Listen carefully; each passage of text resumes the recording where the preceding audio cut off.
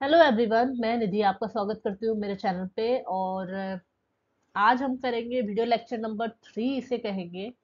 ठीक है, क्योंकि हमने इससे पहले आपका सेकंड आ चुका है, ये वीडियो लेक्चर नंबर 3 है। इसमें हिस्ट्री के PYQs हैं।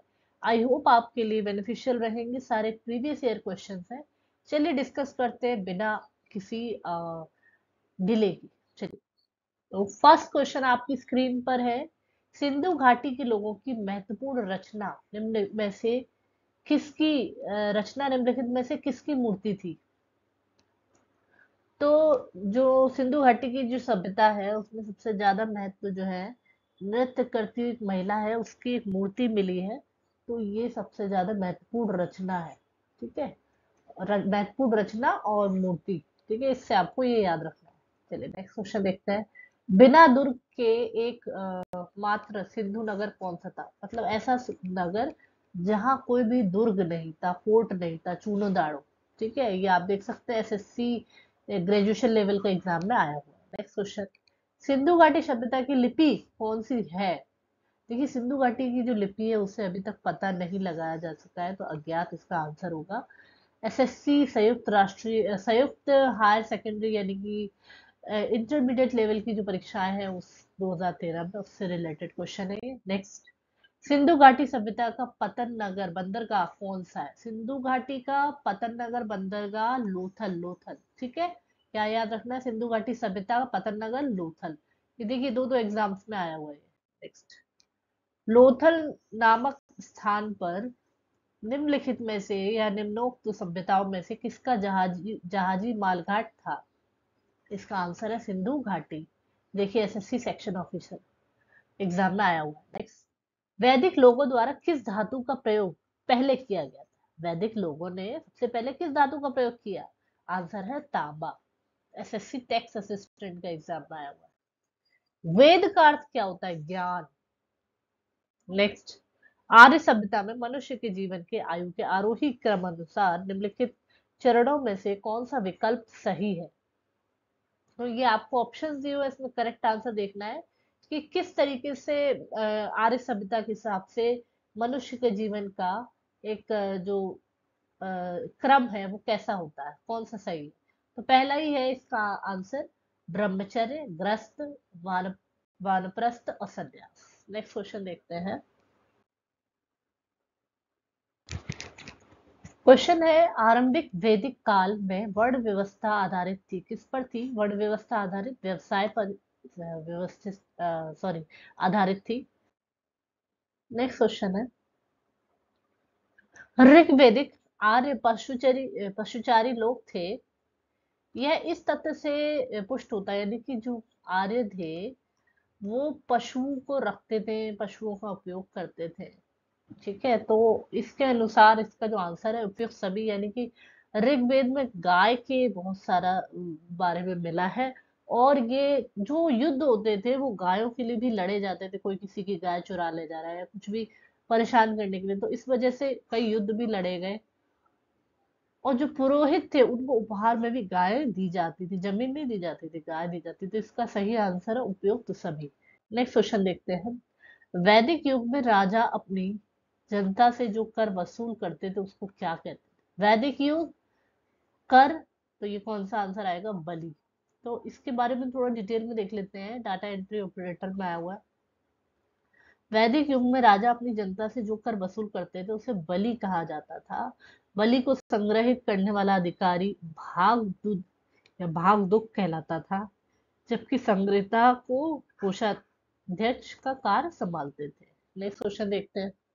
गायत्री मंत्र कहाँ से लिया गया है? गायत्री मंत्र आपका ऋग्वेद से लिया गया है। Next question.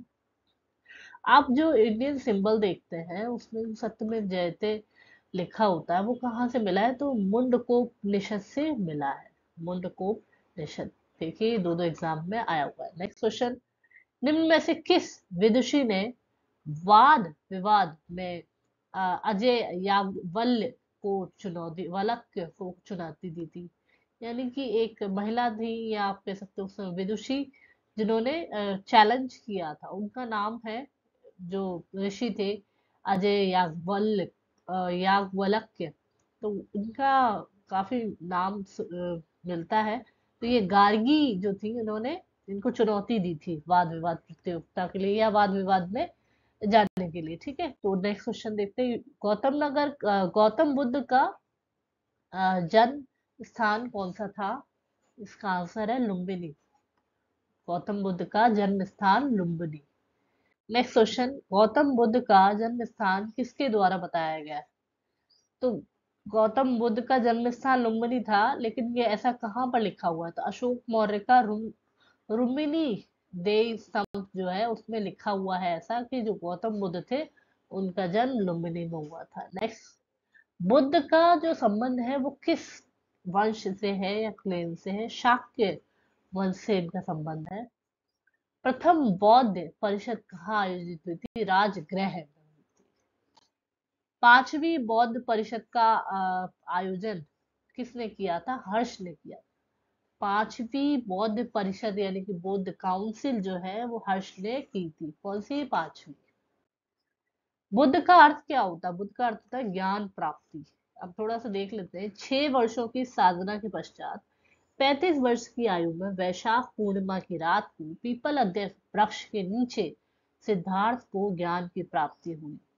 इसके बाद यह बुद्ध के नाम से विख्यात हुए और बुद्ध का अर्थ है ज्ञान प्राप्ति। यानी कि उससे पहले उनका नाम क्या था? गौतम, लेकिन जब उन्हें ज्ञान प्राप्त हो गया तो उनको बुद्ध कहा जाने लगा।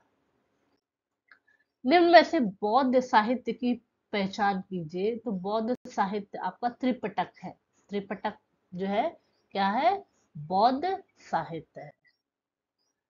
बौद्ध धर्म ने समाज के 2 वर्गों को अपने साथ जोड़कर एक महत्वपूर्ण प्रभाव छोड़ा। ये वर्ग कौन से थे? बौद्ध धर्म ने 2 वर्गों को अपने साथ जोड़ लिया, तो उसको वो वर्ग कौन से थे? तो स्त्रियां जो थी और शूद्र, उनको उन्होंने अपने साथ जोड़ लिया, जिसने समाज पे बहुत बड़ा प्रभाव छोड़ा। बुद्ध ने पहला प्रवचन कहाँ दिया था? पहला प्रवचन सारनाथ, और जन्म कहाँ हुआ था? लुम्बिनी में। ठीक है, पहला प्रवचन सारनाथ। नेक्स्ट, बुद्ध धर्म निम्न में से किन मतों पर विश्वास करता है? किस पर विश्वास करता है? बौद्ध धर्म की मान्यता क्या है? तो हम देखेंगे इसका जो करेक्ट आंसर है दैट इज सी, यानी कि ए बी सी तीनों ही है। दुनिया जो है दुख से भरी हुई है। लोगों की दुख का कारण उनकी डिजायर्स, उनकी इच्छाएं हैं। यदि इच्छाओं पे हम काबू पा लें तो हमें निर्वाण मिल जाएगा। ठीक है, ए बी सी, ये एमटीएस में आया हुआ है। नेक्स्ट क्वेश्चन, धातु से बने सिक्के सबसे पहले प्रकट हुए थे, यानी पहले सबसे पहले कहाँ बने थे देखे गए? बुद्ध काल के समय धातु के सिक्के प्रकट हुए। नेक्स्ट क्वेश्चन, प्रारंभिक बौद्ध धर्म ग्रंथों की रचना निम्न में से की गई थी? पाली, पाली भाषा में प्रारंभिक धर्म ग्रंथों की रचना की गई थी। नेक्स्ट, आरंभिक बौद्ध साहित्य किस भाषा में रचे गए थे? पाली। निम्न में से बौद्धों का पवित्र ग्रंथ कौन सा है? त्रिपिटक।